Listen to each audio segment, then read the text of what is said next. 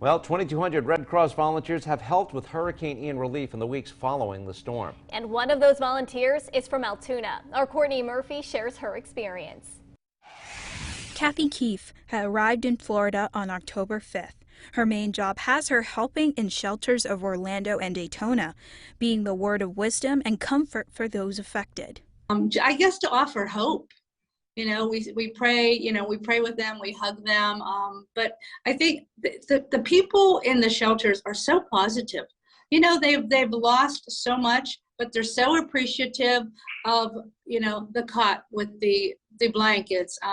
When they come up for lunch, thank you, thank you, thank you, thank you for what you're doing. Hurricane Ian is Kathy's 7th deployment with the Red Cross. The people she's helped on this trip have their houses flooded with debris in their yards. Having these one-on-one conversations has been some of her favorite moments. I know other people are here feeding. They're taking, supplies and things like that. And so that's a real important job as well. But I've chosen to be here to meet, one-on-one with the clients, and that's the part I like the best.